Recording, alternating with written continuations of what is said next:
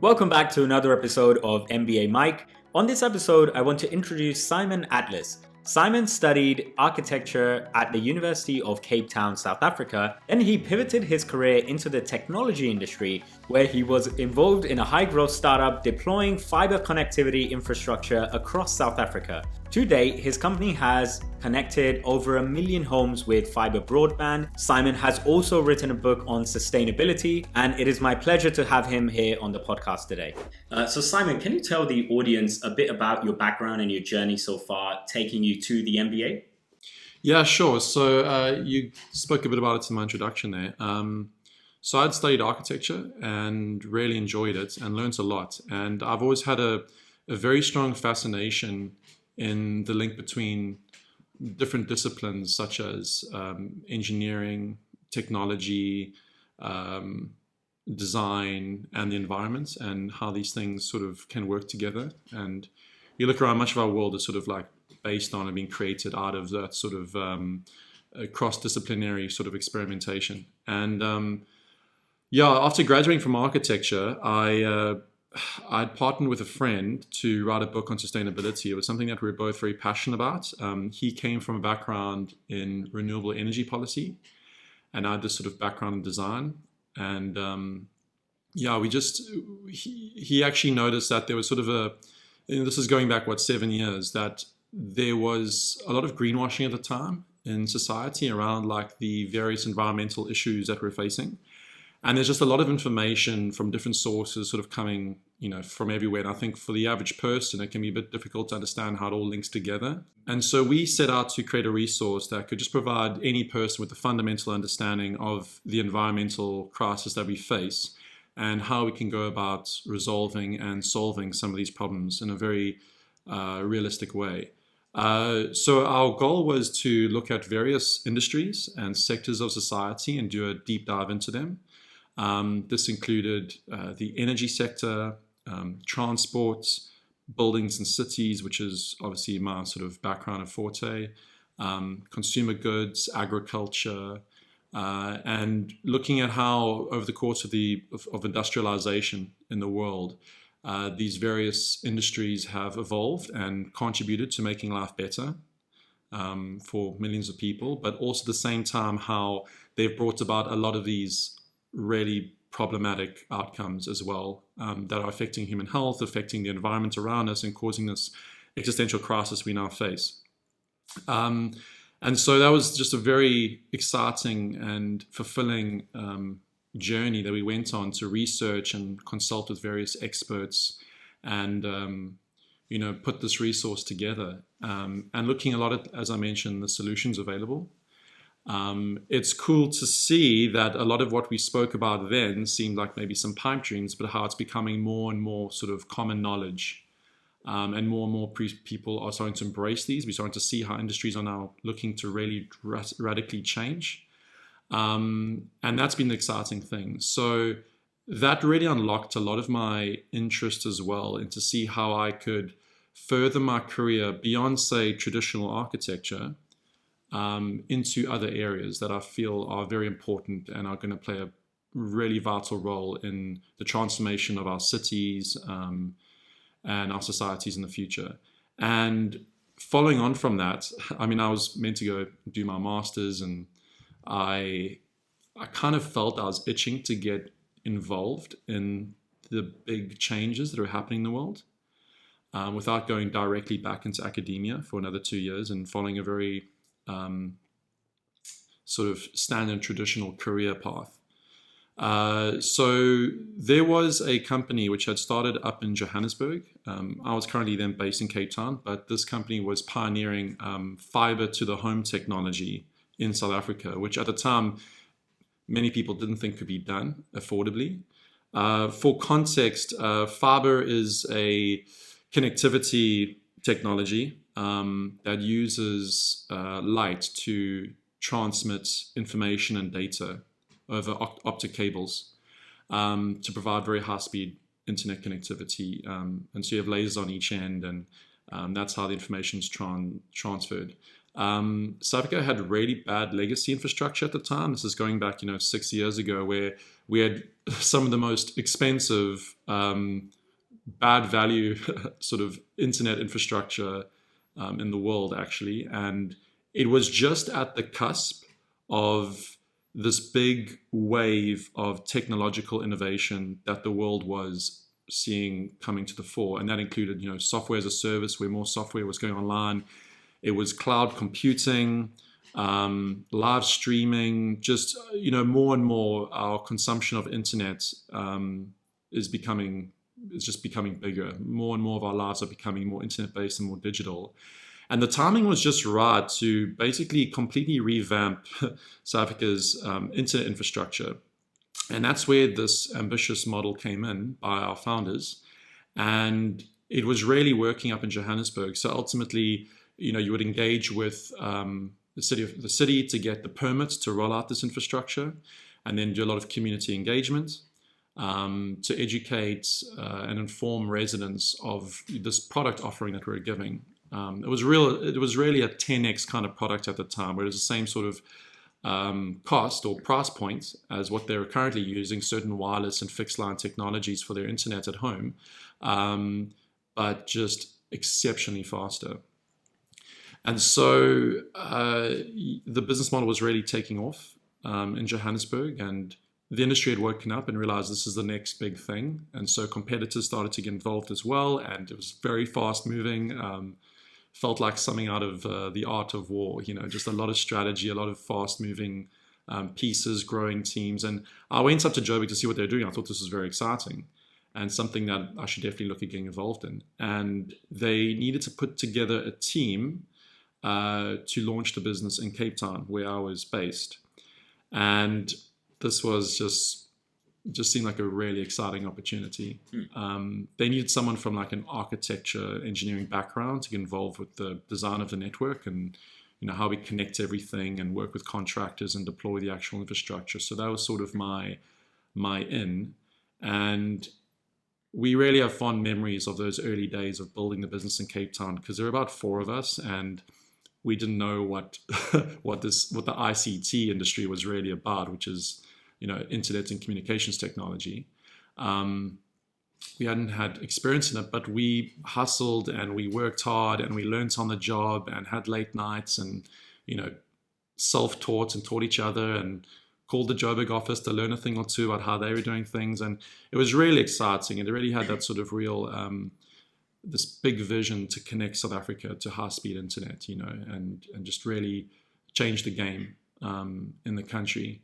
And so, we worked out of coffee shops and we tried to get our first suburb off the ground. And most people didn't know what fiber was then. Now everyone knows. And we really grew that to become the dominant fiber connectivity provider in the province, in Cape Town. And with that, the other offices we started in South Africa also became sort of a dominant player in a very short space of time. And my role started to really shift when I was going from a very sort of technical managerial role, and I started to identify some opportunities for us to go into the townships of South Africa. So we had currently mainly been focused on the more affluent areas because they're like low-lying fruit. But we wanted to connect all of South Africa and bridge what they call the digital divide. And that digital divide is this idea that, you don't want to give the access to this high-speed internet and this connectivity and all the benefits and services and opportunities that it unleashes, whether it be education or working from home or access to information or communications, whatever it may be, and leave so many others behind. And in a country like South Africa, that's really important. There's a very strong driver for that to provide everyone with that kind of enabler. Yeah. So we really shifted into looking at how we could connect the suburbs and provide connectivity to them as well. Yeah, I've got a question on that. You're a private company, or you're representing a private company here. This potential agenda around giving everyone broadband at the same time makes a lot of sense theoretically, but you as a private company, it might not make so much sense. perhaps initially you're looking at installing fiber into the homes that have the least cost, especially when you're just starting off or you're growing rapidly. Perhaps you want to get the low-hanging fruits first. How does that apply theoretically as a concept to you as a private business? Should that be of any concern to your business at all? Why was it? It sounds like it was of some significance to you.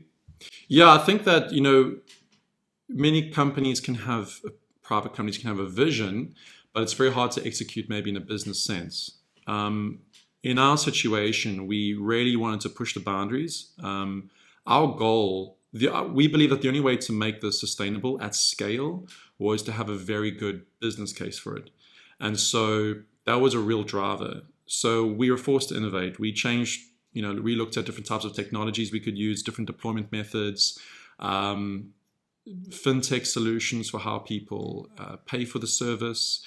We had to really change the way we approached the entire business model and the way we engage with communities, the way that we organize our partnerships in order to make sure that this infrastructure, this technology that we're going to deploy into these areas was going to be profitable and make sense for us in the business case, because it's high risk. So you need to have a certain amount of return on that capital that you deploy. And we just made it work. And that was really great because once again, a lot of people didn't think that this could be done.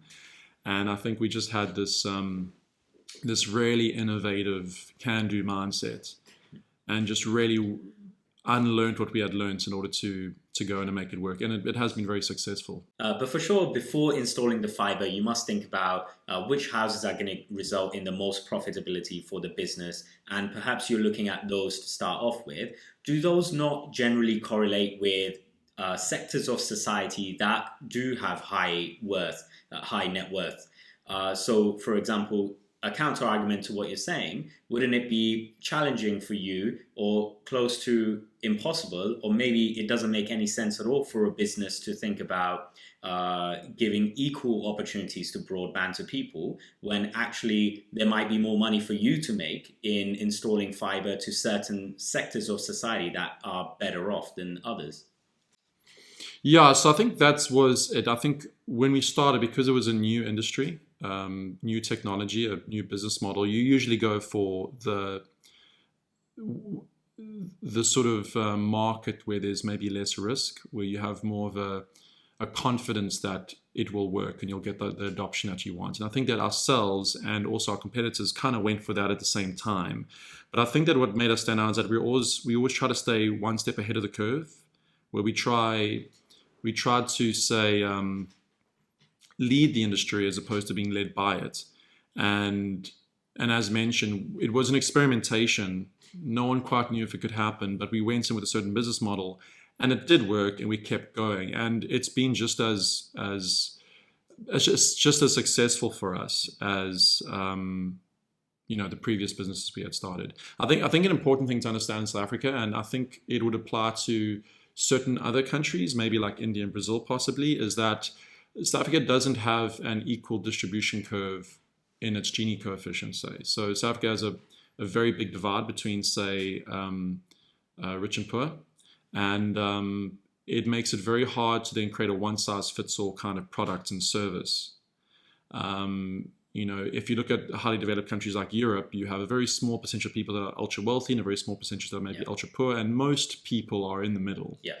And that makes it a lot easier to create products and services. In South Africa, you have more of this camelback situation where it's unevenly distributed. And therefore, you have to think of how you can create different products for different segments.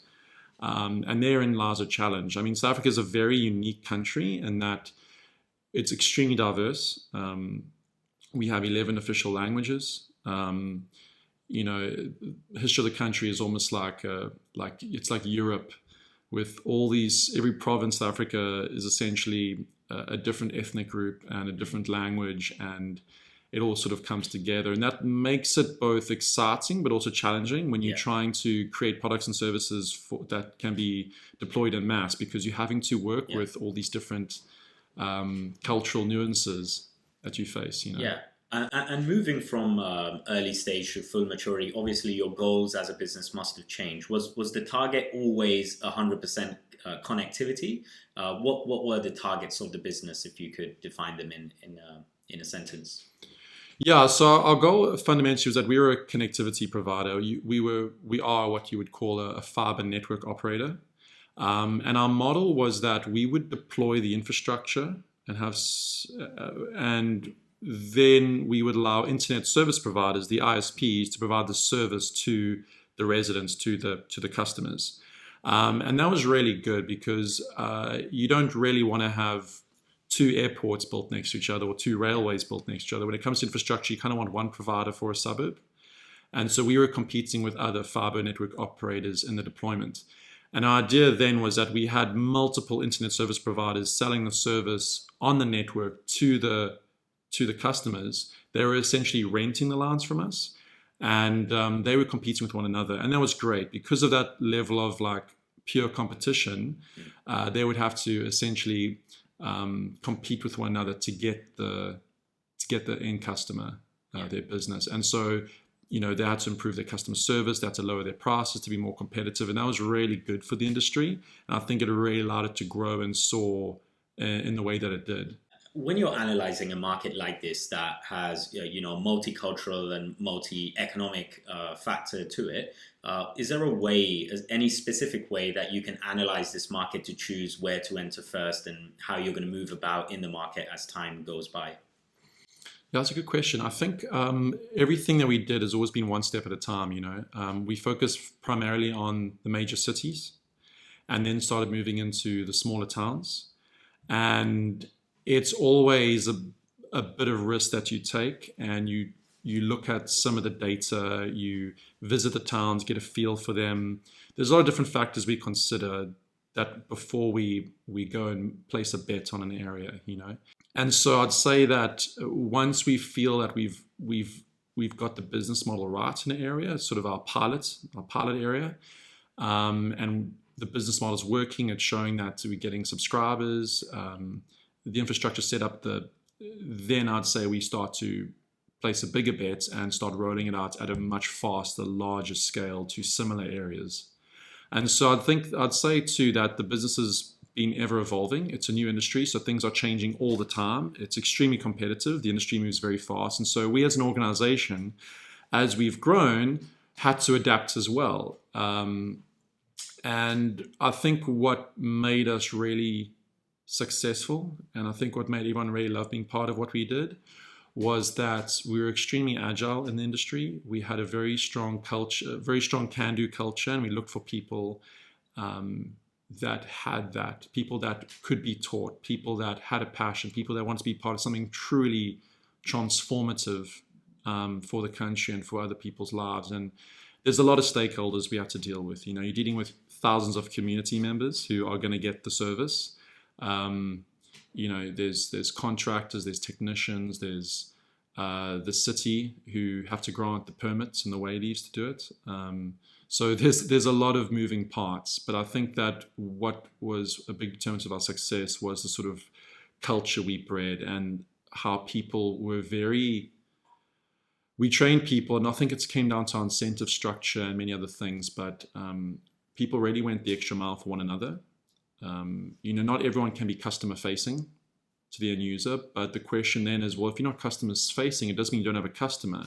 Potentially your customer is internal in the organization, and you doing work that benefits another department who then does deal with the end customer. Yeah. And so we had this culture of sort of going the extra mile for one another, that if we help each other, if we learn from each other, if we give that extra hand, work late, help each other out, then we will all sort of succeed, and this will be a great success. Mm-hmm. And I think that maybe larger organizations and ones that don't have that really miss out on opportunity. I think that, large organizations can deal with a lot of internal politics and problems where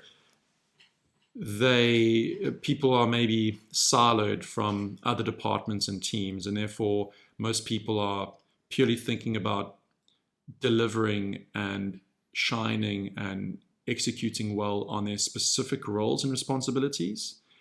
And not really necessarily going out their way for another department because it's not in their job spec, say. And I think that in today's world, we're seeing a lot of things changing. I think we're learning a lot from the MBA as well about how organizations can be run really well in terms of breeding the right culture, getting the best out of your people, breeding a sense of like loyalty to one another and camaraderie. And I think there's a lot that I took from my experience growing this organization, being part of that growth, that says a lot about how to get the best out of people and how to breed a culture that's really healthy and where everyone goes extra mile and is teachable and willing to learn something new if it means helping someone else. It's quite surprising to me still that between 2010 and 2020, you're talking about installing fiber into, was it over 1 million homes that your business installed fiber in? Yeah. And this is happening relatively recently, of course. So if we assume South Africa being, relatively ahead of the curve in terms of its economy compared to the rest of Africa, let's say except Kenya and Nigeria, isn't that quite striking that, we're talking about in 2022, we're talking about countries in Africa still needing that infrastructure, or is it not so surprising? Yeah, I think, the industry operating is very messy. There's all sorts of different solutions. There's wireless solutions, there's fixed line, you see all these different technologies. It's really about finding the right technology for the right market. And I'd say in our case, we've done fiber in a big way, and I think that's really transformed things. I mean, its business started like 2015. That's when things really started kicking off. So it's only really been a few years, but as we grew, so was our capability of implementing and deploying this network. So, I mean, when we started in Cape Town, our team, we did about 7,000 homes with a team of, started with 4, went up to about 30 people. And our second year, we did about 40,000, and it just grew from there and there. So it just became exponential, our capacity. Yeah.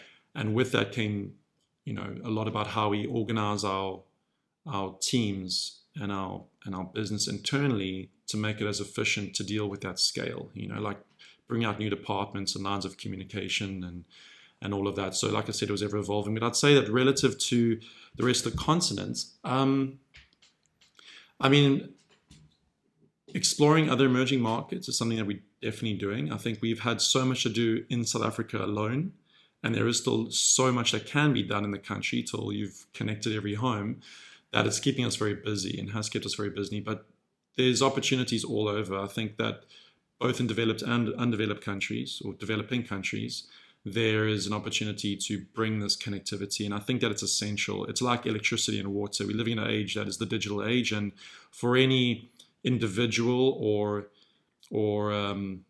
country or city to truly succeed and have access to the opportunities that are available in the 21st century for education, for learning, for communication, for work, then internet connectivity that is reliable, high speed, and of course affordable and accessible is really important. Kenya, for instance, has done very well. I mean, they're a very tech-focused country. They've done very well with their connectivity solutions. Many other countries in Africa, I think, still have opportunities and will need it, much like all these other utility-based things such as, access to education, healthcare, electricity, water, all of that.